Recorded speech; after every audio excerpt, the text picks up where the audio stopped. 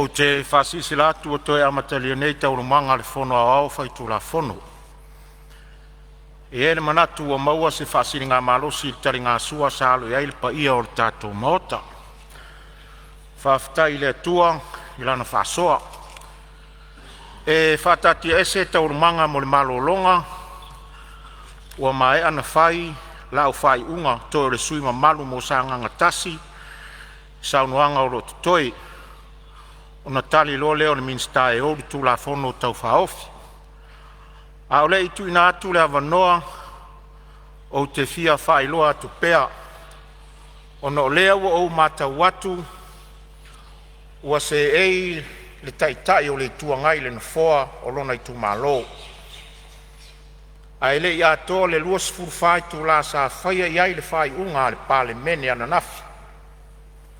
O lea te tarasanga ina le sui mamalu mo le pā, ina i alo whangia, ma whaalo alongia le whai unga le Palemene. O le tula e se fulutasi whas fulu i le tae ao na nawhina tu ese ai ila wa fionga mai tauanumanga, mo le luas fulu ma le whai tu la. Lona winga, whita ma whaiuna e au ai le tula e se fulutasi whas fulu le tae ao nei. Peitai o lea ua e so sofa mai le maota. Ai o lo ta oto le whai unga ni fua ma le Palemene.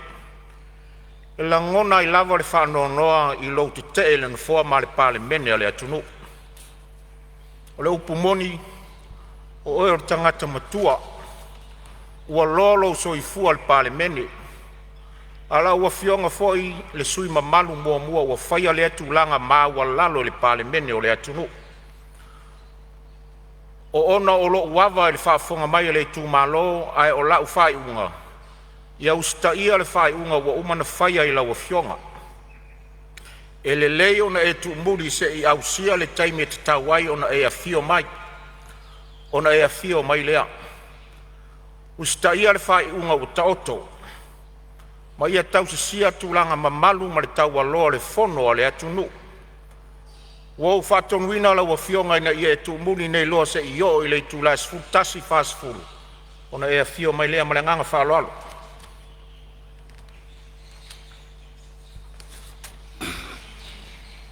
Lau fionga le pongo te lai e whaina whai sa whamtanga. Lau fionga le taitai o le tuangai o le whai unga le fonga fitalai e mausali mai le whai e esfela fola foinga.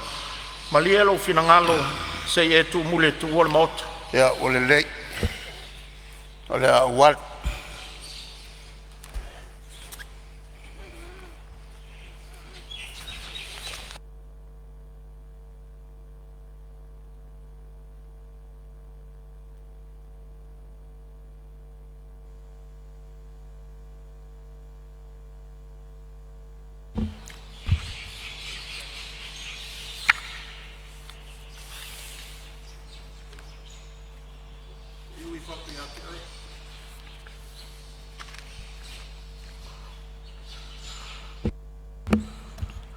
Malo lo sa le tatu mota.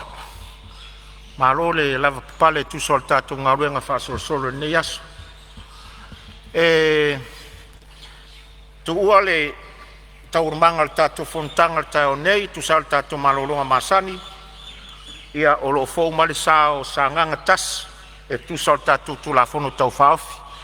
O melea ia o tapa male fa lolo le fionga sui malo tu la mai sao no tu sol tatu tu la fono tau faofi.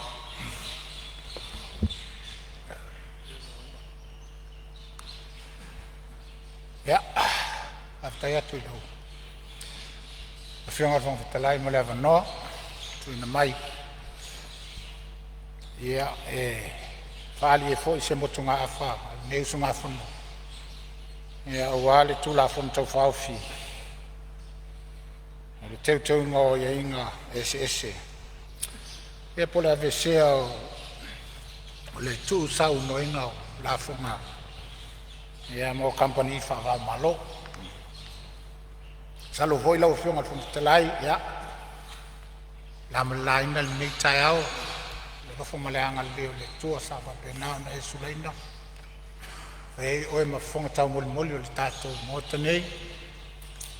Ya sula le lo fo maleanga le o le tua. ia i tātou wale wha wina o tiuta na whaiva. Tula i lama le awa tele, lau a whionga komputalai. Nei fo i tula le aso ina wha penao na mai ala. Pale au le talingo sua le pa ia. Ili mau tanei o wale, lau whionga le komputalai. Malu mai lai tu le whionga le Palemene, ka penita. E masui ma malu wa, sui minsta. Tena ne fo tapo inga fa ulunga mtanga luenga. Ma whala po potonga to mo otu se tato malo tato whatasi le ne yasu sa mo poto. Whaafonga moa mai foi i tue fia o le kelope awa le whanausu se tato malo. Whaftai lau whanga whangtalai mo le awanoa. E tau foi o leo so tai au i le mai tau. Ia lasi foi o. Ea le mautanei sui a whaipule na whapenao na sausau noa i le tāua. Ea ma le a noa o le tulafono e pe o na whatatine. Ea e liuliu i ele tō whamele utua. Le utanga le maota. Ea ina ia whapena.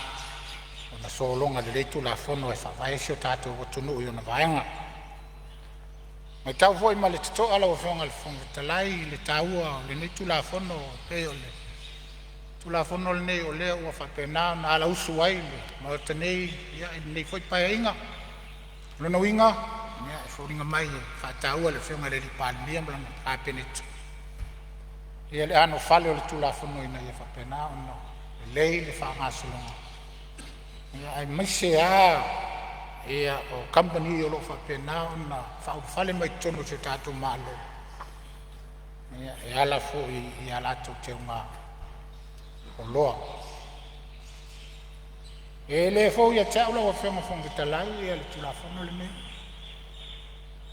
Ia mai tau fo ia o aisilewa i tutono le Palemene mai sa whapena lava ona whetu nai muni au ma furisai whala o ma whaile tō whai na fo i vai tau. Ita iane ia o lea e ia o na toa ma tūlanga fo i pe o na tau. Ia ua tātou maitau ina e le o whapena o na le lei ia i le sila ma le maitau ia ale atunu. Ia e mai se fo i o atunu o lo whapena o na tātou whaipaanga ia manuti mea ia e pei o na iai le tulafono nei. Ia ua mai a fo i o na tilu tutoa iai le usungafono nei ma le mai tau ia o se mea o ngama o se mea lei le foi o whaal manino e le whionga le Palemene le aunga o le whamoe ia ina ia ave se mai tātou mai le lisi uli ia po le blacklist ia wa se tau le leia o le whetuna inga foi leo le mawhau ia e lau usunga fono po le ale a noa o le mea lai on tātou nau le tulanga a le afo isia o ngā e a lai on na whaateletele nese pe a fua iai o leo ua walu tau sang talu on tātou iai tono le blacklist le po lisi uliuli e ne ia lanu o le lanu uliuli e peise lanu o le lau a whionga whangatalai e le mana ia e le whalongo ia pe a whaawinga i sona winga loloto. Ia ili mai tau. Ai, o whaine ngalo ia tātou. Ia le tāua ma le anoa fo i le tōtele fo i o isi atunu o le lalolangi lātou te whaataua ima le languliu. E teila e whapenale nganga fo le nei o ai mawhai on tātou whapeo le blacklist o le anga. Ia ai o le tala fo i lea o le ale anoa walai o na tātou whai mai leanga o ani mau e tātou te whai mai e leanga ia le lanu uli lea ono winga tau on tātou o se lanu ono winga tau on pai ia pe tātou te levea i lalo le white list ia ono tā ua le o tātou o le lei ia po ua anoa le tūlanga e pe o na iai ia whangasolonga fo i o nei fo i tulafono wa tātou mai tauina le nei taimi. O le tāua e te, whaftaila o whionga le Palemene. I lo whataua ina o le ua walu tau sanga tano o tātou iai. I to tonu o le lana uli lea. O lona winga. E sa afia uma ia tātou ne. O le nai tū. Ia ma le nei tū. E oi. Lea la ua au mai ele. Ele fionga le minista o tupe. Ina ia toi fai e se fuafuanga. Fa vave vave. Ina ia au tātou e se malan uli lea. E tātou se atu. Ilan papa. Ia po wata ni ai. Ia o tātou alo ia foi. E o nei ngalo ia tātou atu no nei o. Atu no te telo le lalalam. Ia o le Unia Europa. Ia. O atu no usalato whapena na pule ina lalalam. Ia o mai a foi le teimele nei. Le colonization sa whapena na ia. E pe i ilo lato wanganga na a whai mailo le tala. Ia whai le mea le matu te whate. A le ai. Ia. E foi le umai. E ono o iai o tō, o le a le tō e watone au tō whamanianga. E pi e whapenai la o mai tau. I o winga tangana, a tō sila sila vo i le teimi nei Afrika. E a le mea lau e. E o. Wa matau na se Afrika ma le tūlanga leo, le wha moe moe iai o le uri. Wha moe moe iai e mai ei tonu. Wha moe moe iai e mai ei sosia ma le tamau ainga. E o.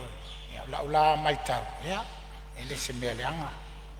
Ai tato sila to ele tulanga o le tato walo ai ai mea lea fai atu loa fai. Ale ai ia o le a tipile.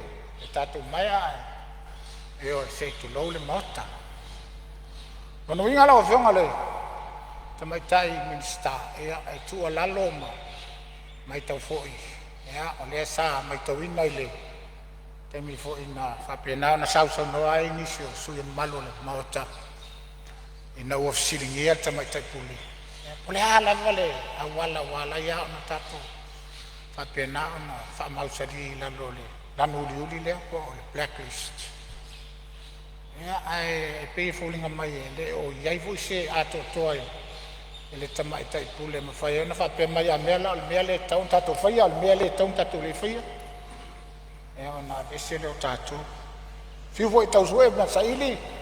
E pole ase tatou mea se e na tatou whaia i le Unia Europa wa lai ona ai wha tatou tūlanga ai o te mai tau na fui le nau tatou le atonu o lo iai le lisi a le awali ia se tūlo ei whi maisi atonu o lo papena ni ia i lau la mai tau ia o pei o whaaforinga mai o whaasala le awali ia po lato company po lau investors fo ia o mai ana i Pasifika ia mo le Caribbean. Nei ia fo ia tua ia la tau e tua ia la tau tupe, ma taxa ia la tau tupe. Ui o lea, ia, o nei nali tō whae lau whionga tamaitai. Minsta ia mo lau o waa. Ia o mai se tati. Ia ma tātou ilu i o toa. Ia ina ia o tātou nau e wha malia le tūlea. Ia ai eilisi vaenga wāleanga o le Asians. Ia masaina o lea o le tele o lato company. O lele stale la lo ya tato. Ya mau ai foi ya tato se len ya o te lo foi atu a mea o leanga. Ai se sila to o fautuanga. Ya ene ite o. Ya se taimo tato to e fa piani ya anai lo la. Ala fautuanga lo fionga li tamata i minsta. Ya sila to ali tulanga le. O le a se a fa ino tato. Ya pa tato foi an mele fa mele ori. Ala se te leo lo na fai. Le foi e mai tau ia o le loa whenua valu le whape whatinua. Ma le foi e le au mai atu taunga tu la fono ia ale tupe maua. O whianga minsta tupe maua. Ia, o to eftu na e muni au ma vai. Ia po tala whengai. Ia pe a whape nao ma tātou a visea la fono. Tu sau moingo la fono pe ngai. Ia e tax la uri. O le talatu le la ofenga le so so fo le na ma to hol na tu la lo ma to so na fondo sile to ai la ofenga le to ma tai ni sta ia tulanga la ofenga fon fitalai ia o pauleo se nganga ia mo le isi mo tunga afa wa fo tu la fon to fa of tato tarsiero pe mauno wale anga iluma ia nei fa na to ia malelei ia mafataua tulafono e puena iai ia aveva lea manoa lau afoga talai mole te foi lenga nga whaatai tu sai male asona nasi mai tau ia uso kula lava le asoa ia elo au mafola ia ua foi le tato malo ma Palemene iai whaatai whaangalo tai whaatupu whaatai whaatamali mo foi lava noa e whaatalo whai mo mo whamanuia e so uso le ngā mutua ia ale ia wale tofinga e pima iai ia ue masani le fou ia te o ia manuia ufaiva ma lile tua mwalu malus ia wale whaatinoina o tiuti ia umofoi lava noa la whafonga whamputalai a tono le fono mulmulfone le Palemene le maitau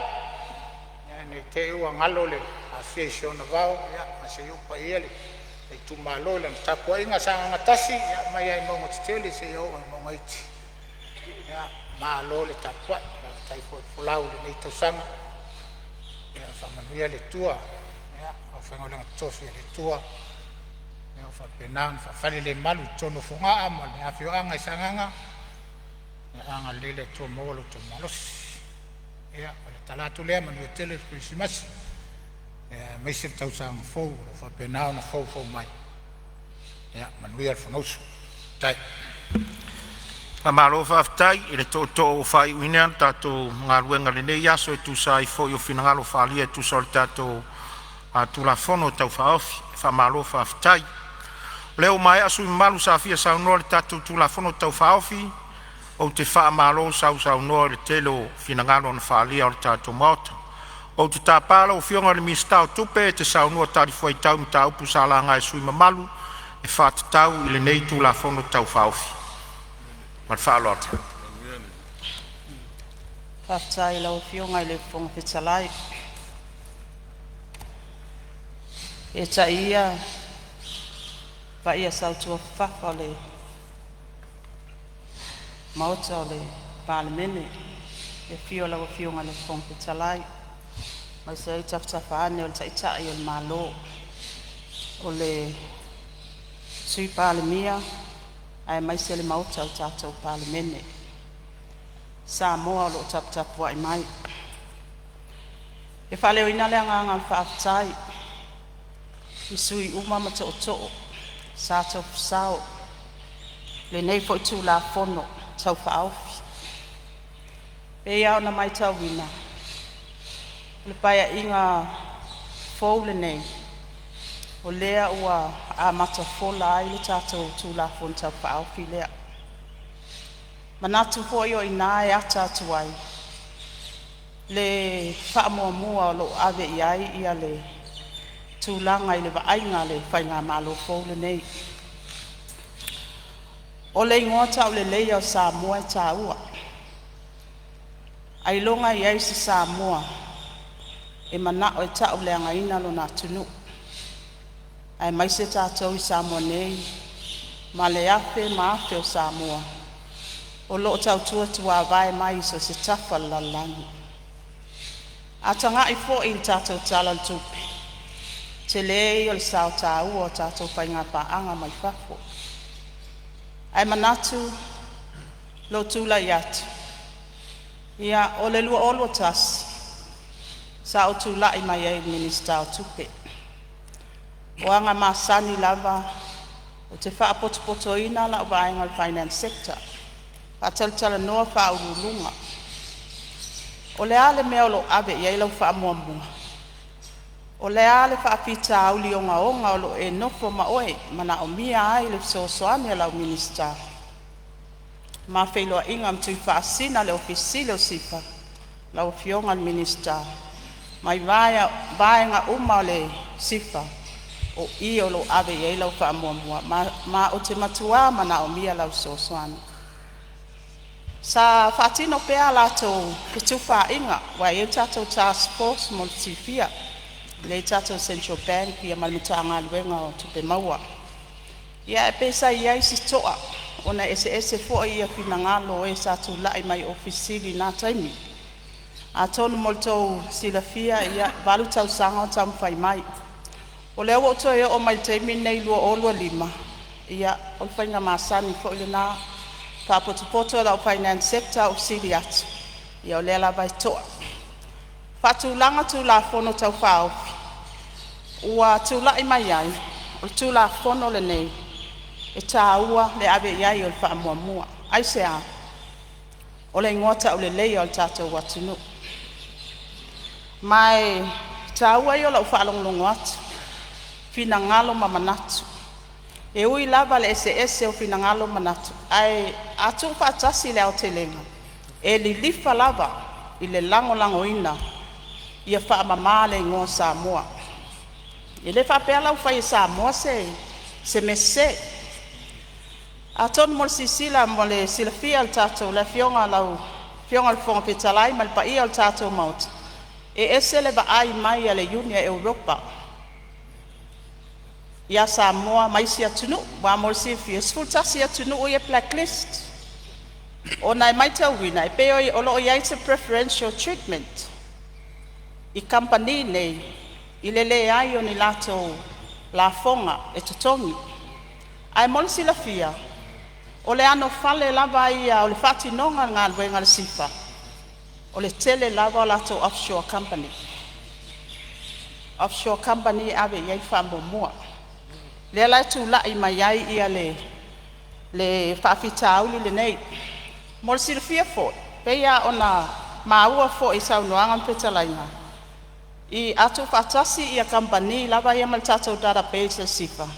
Ia pe ia lifa lava le fitus fu pasene i atu asia company atu asia na o le fa pasene le EU o le fasil e immaterial fa pasene i oe e immaterial ai o le tūlanga lea ua lisi ai Samoa e whata ua le fionga le Palemene e whata ua le kabineta e whata ua le nai tu o le tātou Palemene ai sea e tau te awhio atu I Fonotaga I atunu I whafu. E te le fia whaalongo o leipol mai lo watunu. O lea lo I le lisi uliuli. Whapena fo I o mātou langona. Mai te le awhianga o le leipolinga leo tātou I whale tupe po commercial banks I tono Samoa. O lo o iai se e whawhita uli o ngā tele tātou whale tupe. Tātou whale tupe commercial banks I te milenei. Ai mai se lava o loo a fia ai tātou local banks, National Bank, Samoa Commercial Bank. O tātou company tupe whamomoli, ai mai se company insure. O na ua iai le whawhitau le sota inga lea, ma corresponding banks a Amerika. Ia tono le sa saunoa nisi o sui o Palemene. Tasi alo kuko lato le ingon Samoa. Sawa Samoa lai tu mati le blacklist. Ato no la ngona le nā le paia le la wafionga le fonga petalai man paia o tātou mauta. E tā ua ai ma ua ave iai le wha mua al whainga mālole nei.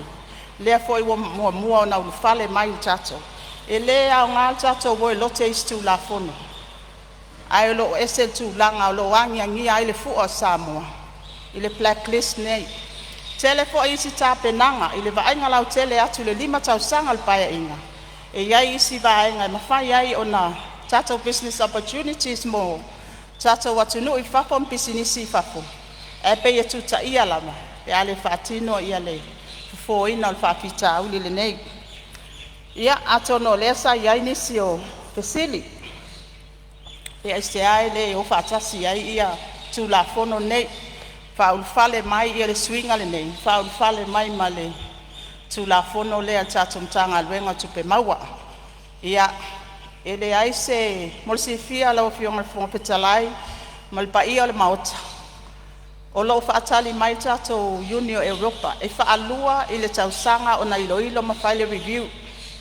O le masina o Februari, ma le masina o Ketopa. Ia atono review lea, ma le tātou tāpenanga nei, ia o lau fuafua mo le tātou review o Ketopa.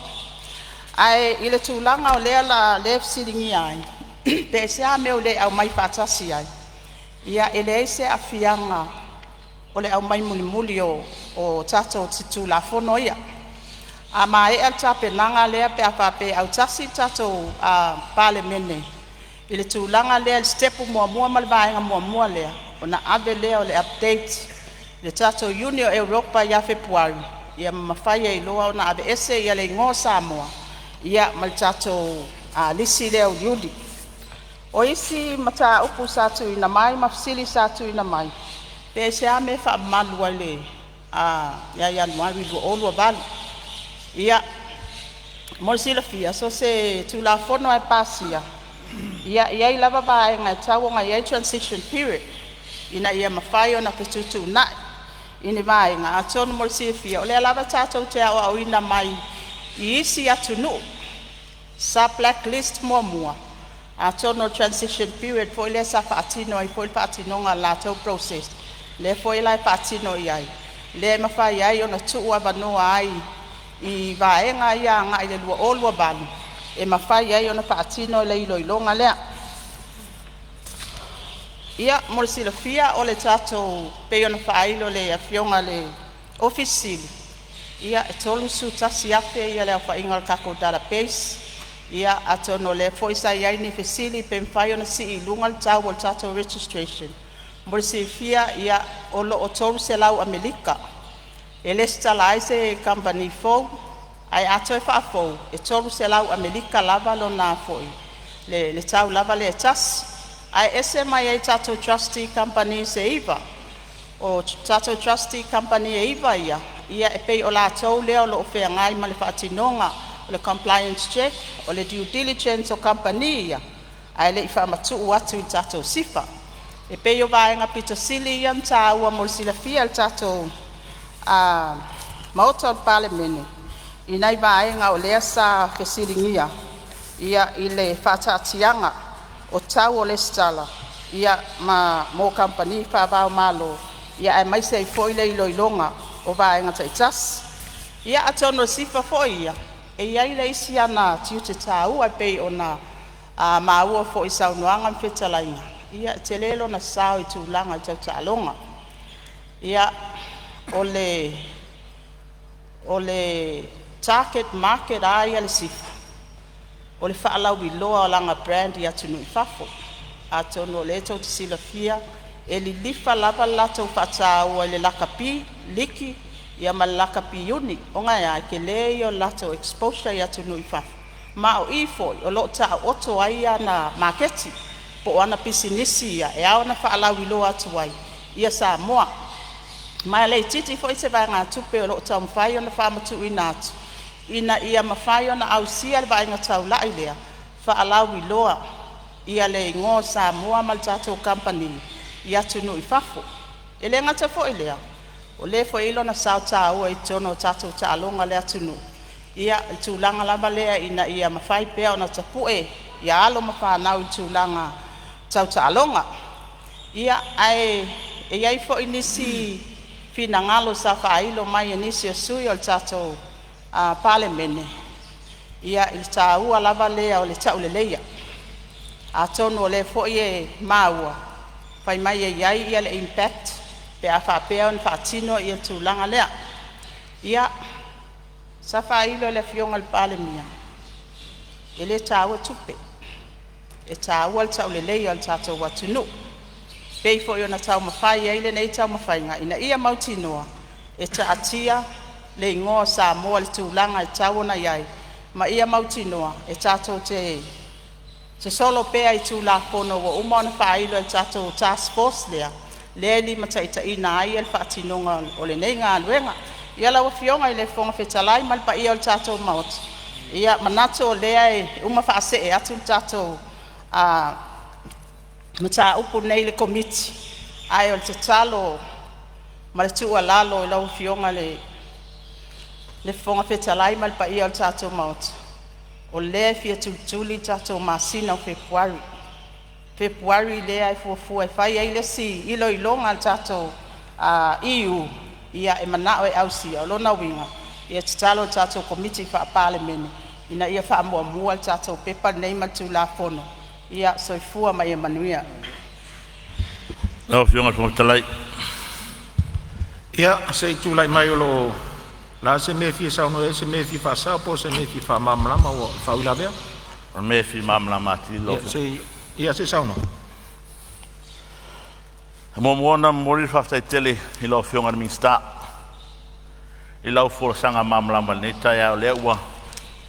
Tali tele ofisili sa fia mamla mai sui malo mota a malo to fa wa e tasia le vaenga le na lesa au la ngal vaenga le ai tu la fono ye luo le wa mo mali tu la fono sifa le ma wa tu la fo sanga e ele tu la fono le vaenga lo na lua tu pe maua le fo manino la fo sanga ni tayao o February le fa ele review alle European Union ia to review walta to status o te lole no tainga le Palemene del tayao le nei mana naf ave ese ia tatou madelisu yut mana esa no ngal fionga di Palemene o le tau le ia me tongo e matango fie e le tupe mo mai ai o le pe ase fina ngalo la o fionga ai fa se timeline ia o atu lisi review le lisi ono masina wata oto mai lumo Palemene e tu la fono le atu pe mo le sa no manino le fionga le minister tatu pisiti o la wata pena e ro ese deadline terminate o le mai te watu lua ono lua fitu lua valu le la efekti ono e iai nei vai ngai fatinoina a no ta ingalo nei sui a mai lo manatu la fono i tatu suala pule iai e vave ese tatu mai liu ai pa il tatu luisi i tono o le lisi de you o le so sonia tu la fionga suna so tonga tu nat mo lo falar fa aftai mo sa na manino la fionga mista Malo sa noa tu sai fo yo le finanga lo falia le su yo fa sale le ngatolu ia tu atu pele no le fionga mi sta tal foi tawai la fionga le fong fetalai mal pa ia tatu mauta fa aftai atu le yung foi fai pule a pasia tatu a pepalea mal tatu tu la fonta fa au file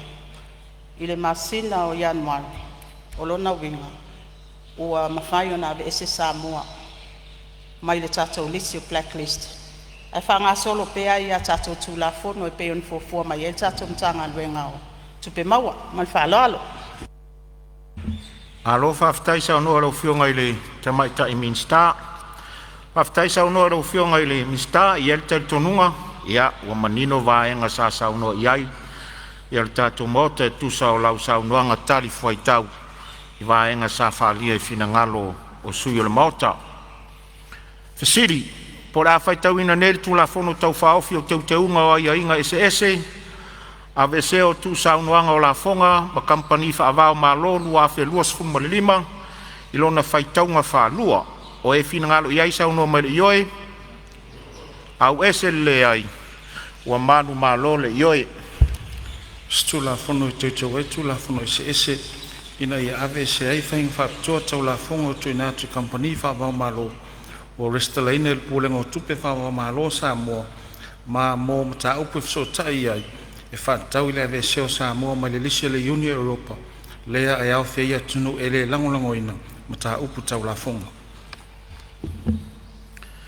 e tu sai ma tu la fono tu mau ia o la atu ina atu tu la fono tau whaofi i le komito tupe maua ma tupe tutongi mo le iloina ma toe li poti mai i le fono ao i se Fonotaga o Lumana.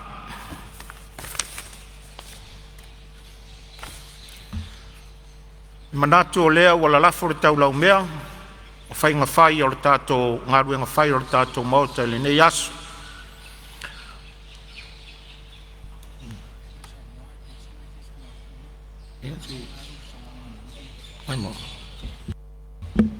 Ia, lau fionga i le li Palemene pe se mete fia sa no no tato Fonotaga muli fo ne nei tau sanga ia mas fa manu ia mo tato watunu sa no ia la fionga ile tai malo aftai lo fionga ile o fetalai mo le vanoa na tu foi lewa ta pauti o le tautianga wa le tato fa le ngafulu ma le tato Fonotaga nei yaso wa tingi pa o foi le uto e pe o le fai vai fungo foi le ai le upu i le seunga ngongo tu lima foi tu tula wa fai fo senga ula wa e le fai voli ma ua tau penga launga a wa le tato fono fai ula o fionga le fongo stalai ai fa tele mo lo wa no manatu wa ele Tā lau fuasina whai ua tulenga masau noanga le nei asa. E fia whai ase tala a wale Palemene o Samoa misi le tāpua inga le tunu. Le paiai o le Palemene o te taofi wa tātou lama whai le nei tausanga wha le Palemene i o tātou whaiva ma tiute mga luenga sa tātou whenga iai. Talu leurua iaso na tātou o mai ai e whaatino le wala wina na tofi ai tātou e si o tātou atanu. Manatu foi o lea wa tātou wawai a tātou tau le leia i le wha solo peo aso ma teimi ma minute ma se kone o le tātou savalinga. E peo no utau mawhai atu le teimi o sola o lea whatoa se furu lua se furu tolu vai aso le tātou ngalwenga. Paulawa leo le upu ma le tala, whaftai le tua. Whaftai le tua le tei mai o loutou soifo manuia, loutou soifo maua ma loutou langi mama. Whatino ele whono usua Samoa wale tātou tau tua ma le tunu. Mori fau le whaftai tele, pa ia ma le mamalu, tō whawha ali a wale tātou tu la whono lea whatoa mai atu. Tasi ale aunga, o le ingoa tau le leio le tunu. Mātou mai tau fo i le ese sa mātou langona ese le tō whai nai tū. Ai sea, pele i a tātou Samoa. Pele i a tātou le atunu, o lo tapua i mai o tātou whaivalo whirima. O le atoile nganga whawhtei tele i tūsa o tātou Fonotaga, mai le urua i Fonotaga na pāsia i tātou tala le tupe. Se tātou tau nuu mai tātou Fonotaga whai, o le nei fo i tau sanga. O le atuaile nganga whawhtai tele le tāpua inga mai si o tātou o tino, manatu o leu whaifo le taulo mea. Noi whongo le fifia, a wālau tāpua inga Samoa. Pa ia whaatala le lei, so se whatawhai taulanga i lau tau whanono ngā manu. O wālau tau tāpua ia o mātou whaivalo whirima. I ia le atua. E sea le taimi o le tangata. E se le taimi o le li. Ori voi le nganga whawhtai tele, tāpua i mai a Samoa, mai o nao se io nei. Pa ia i tapau mainga, pa leo polu o tofinga, a wale pa ia o ainga ma latu tama mo latu ainga.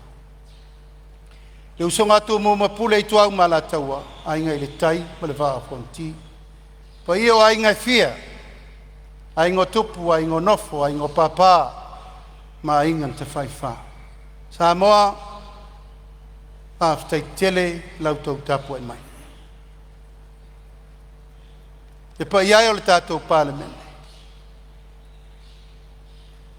E le whaingo fia le tātou Fonotaga le nei. Ai sea, lea sa tātou mai tau, e le o ngā tusa o tātou whina ngalu, mo tātou loto. O mawhoino o whole siel ma mota. O le whai unga le whono le nei. Whai ai au lape. O wale mata upu o loo mori mau pea Samoa. E o mai lava le tae au le nei. O le lava mātou te apa atu le o popo, le mamalu, le mawalunga, ma le taua lo le tunu. I reo le whainga ma lo. Tāpua inga Samoa. O ai Samoa, o le pule na lain tātou o mai sa whawhai mwhoni. Tausi le mamalu o le atuna. Le pa ia o le nai tu o le mauta. Pa ia i a inga. Pa ia i tapa au. Pa ia i whalau polu o tofinga. I le tau whai atu se tala. Ale o umana whai tātou. Sa mo le a inga. Po whewhe tā ia i tātou upu matala. Ai ale tua oio me ngata i tātou upu. Alale me le tangi ele fatu ma nuti moia le langona. Ai sea, ua sopo le taile ele. Ua sopo le pule au, le pule pō. Ia o a tātou upu e toi ta pena ma teu ma fale le aturu. Samoa, o lana fatu a inga tausi, e teu i ona whalangilanginga. Ai lau tua mea uma i lona whaloaro. Ma iai tel tu nunga whapena atu sa mātou tala. Le pa ia nai tu o le mota. O umano o tala sa ngātu le teimi au malele le fionga tu fia. Ia se ia tau lofangia. Se ia tau sila mo tau vavai. E whai fo i o le nā o le nei. Wa matua ai tomu le fua. Pei ono whai atu. O uma le whale ainga. Uma le whale upolu. Uma le whatamali. Uma le whakerusiano. Aia. E o mai al tae aone. O le ai whai. E manao e whaalongo atu sa moa ilona manatu. Ae tatou le whaalongo il menala in tatou o mai. Ui o lea. Ui o lea le Palemene. Wa ese le musumusunga le wo mai tae aone. Ono lea. Wa tatou tu la lata. I le kirisimasi ma tausang fo. Fa mamaio tatou loto. Ae tatou walo fia li. Pepe fou whanau mai. O le tau whare nā le sa mātou whi musua i ei nei. Fionga i sui pāne mia. Langa wa umana whai tau whare vai un whai. O le so. E whātātia i au lape o me ia. Ono lea. Manu i le atunu. A pēleu sa mātou tala. O le tātia i a pisa mole nu. Lau a fionga le whongu talai. Tai au ena. I tau sanga fau. Ona Tesema leo se teimi. Ai lea o ngana tātou wo e wha manatu le pepe fau. Ai tātou wo mani manu anuanga. Mani fe ese inga tātou te le manau mia. Paua leo le mātou tau le mau wha malulu atu i lau fionga le whongu talai. Asu atu malu i puenga. Le nga ele malu lo i fale. Wa ele malu i fafo. Ai pe ono whai atu. O le folo ale o ono me i alu. Ai sea, sa moa le whai ai. Ui o lea. Maari lia le tātou whainga malo. Toi oso le la. Toi ti mata le upenga. Ai le tu whaua. Ai le tu aso. Ai le tu aso. Ai sea. E le mo tātou. Lai mai mo atu pulanga o lalo o le atunu. O le whātaita inga le nei la whai. O ie fo la wai sa mo le rumana i whai le loto o tangata e tuatasi. Ai whawhele atunu. Ia la lea, maari lia tātou vaiang whai ma tātou whainga malo. Tātou whtunai munuao. Lai tāpua i mai le atunu o tō whae whetā lai. E iai le taimi o le tua o me whapea. Ai o manatu le nei tai ao ma le whaafonga mai le atunu. O le a whaasili foe mo le ae. Tātou tatalo i le tua e foa i mai le musumusunga lilo. E whai foe o le tātou i tu. Ia lewa avel tal sanga leang o le fo ia fia mai tupu mai e o le lai tu. La fo atu ina po feo i elfa o tautanga. Ma le tō whalo loto e tausi ai le tātou vāna nofo ma le tātou vātapuia. A wāri lumana i manuia o Samoa le ngā solo mai. Ia, whapele o se tala, ia e lau fionga le whanguftalai ma le tātou Palemene. Tātou walo fia e, te lia pepe forward kirisimasi. Wo ulu mata fo lau le malelenga a le fionga i le tupufia i a whamuina. Talo atu fo, e matua atu i nale tu. Tele pulou na te pulou wa i e whai o leanga nuu a lo tu langa wha kerisiano. I e sei whasu usu ma te baptisto le tautaitai. A pele o sa mātou tala, wa ia mele mawalunga o Samoa i lau tapu i mai, ia tō whamalie sau tō whafonga. O a fo isu wanga le vatele lau tō maitau mai wa le tauta mali. Ma le manuia lau tō whaafonga mai. Ma lua vei fale lo tō whinangani. Sai e salauta i e tonu pētai. E a ielo mātou langona a whea alo whani tai o le tunu. Pape nā fo inso whea whani Samoa. Lau whionga le whailau tusi le whono. Tui whailau tusi ma lau unanga le whono au. Whai tu la whono Samoa.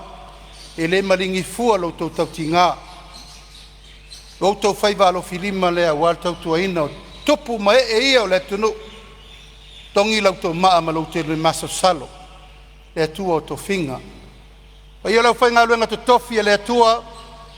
Tāpua i mai whapena fo isa mātou tala. Lau whainga luenga le malo. Ia o tau whaiva alo filima na. E lava no whai atu le teimo sola. O a mātou nei, a o tau tai ao. Tau tele loa alo tangata malo vai. Ai whato au tau langona le ti ngā le mele whengai malwhai ngā malo. E au tau se o mātou se vai. Ai la whatu le whatu o tuanga o nei nā. Ngā lulua e leo le whai ngā malo a o le atunu. Manuia lo tau al whaipa. Wa uma mea tau te whautua mai e kapeneta. Whai mo le manuia o le atunu. Ia i fo maisa mātou whamtalanga lau whionga le whongftalai. Le mamalu o Samoa ma le mai mo mai atunu mamao. So se tafa o le larolangi, mo mai ai le tātou wharatartanonga le nei, ma le tātou Fonotaga. Ia alofangia le atua pulputi tele. Tātou te whesila whai pēa, taimi o malama mo le gumanai.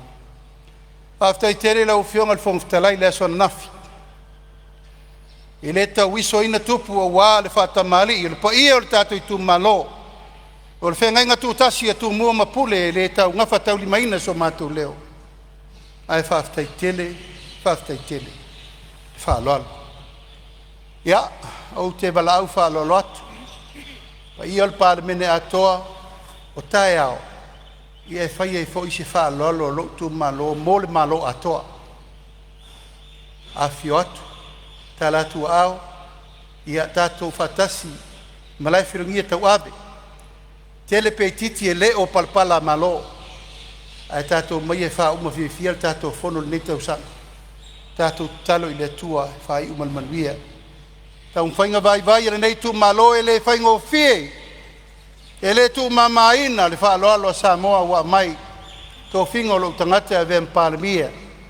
Ai mai sere tāpua inga se o tu malo o le wa lai le so. A pe le stala ia manatu nau o atu tusi walaulia. O tele manau e watu whapele walaulia. Nau o atu tusi walaulia tusia. Walaulia whapitoa. Tau te awhio atu matalatu aol tātou waso. Pape fōi tātou wainga. Kapeneta, minsta langolango.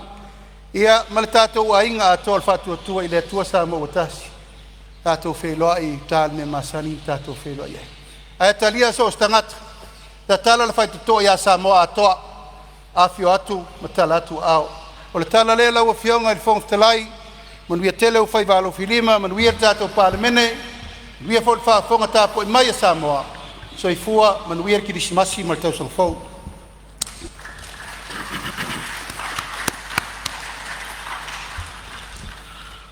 Ua whamalo sau noa, o longo i longo a longo whaavatutu i le maota le nei. A le tu fo i o le au whionga le taitai o le malo, ma le Palemene, ma le atunu o lo tāpua i mai, tu mua mapule i tu au mala taua a inga le tai ma le vaa o Fonoti. Wha malo sau noa mala malama e tu sai o le nei aso au se sau noanga whai u fo i o le nei tausanga. Wha malo le tō whawhatupu, tō whawhatamali au se tō whae le theu me le a. Wha malo le nei aso e tu sai fo i. Ia na o le tua e whamanuia i lau o whionga. Taita inga o le tātou malo. Ia ai mai se foi o lau kapeneta whiriwhiria. Ia alofangia le tua whamanuia atu lau soifua malo loina. Ai mai se o lau tō whae tausi ai Samoa. Pei ona tūsi lima Samoa i lau o whionga le taitai o le malo. Taita ia le malo le nei vai tau. Ia o se upule ia tea unei o le whongftalai whamanuia atu ai tusa o le sau ngoana whai o le nei tausanga i le fono whai u fo i o le nei tausanga. Manuia lau o whionga le taitai o le malo, ma lau kapeneta whiriwhilia, ia e whapea fo i a minsta langolango. Te manatu o leo o la lafo le tau lau mea o ngā ruenga whai o le tātou maota le nei aso. O tau o le manga whai u fo i o le nei tausanga ina ua afu le savalinga o ngā ruenga wha le Palemene lua afe, lua sifuru ma le lima. E fia whaleo ai le anganga whaftai tele o le whongftalai le pa ia o le Palemene. A o mamalu fo i o usu ngā whono e fia le atunuu. Se i vai atu, lo tau mamalu mai o le itu tino o le poulenga whatonu. Malole usu whono, wha malole on sai, wha malole whatoa toa. Whaftai le whapalepale. Whaftai mo le tō wha a le utanga whasoa. Sa mawhai ona mapu ai nisi o tātou whai unga mo le manuia o si o tātou watu no. O tautai a ema ua whamalo whai o le whaiva.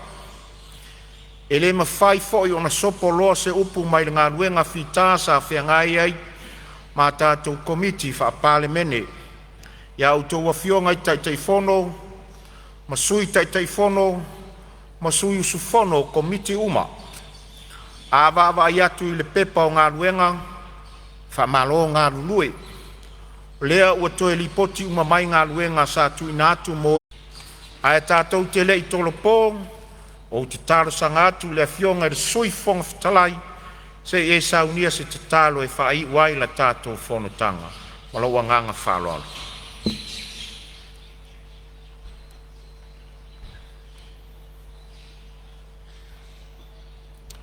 Lo mātou ta mai pe leo lo i le langi. O mātou whai fō tunei, a mātou fōwhanga uma mga luenga o le nei aso.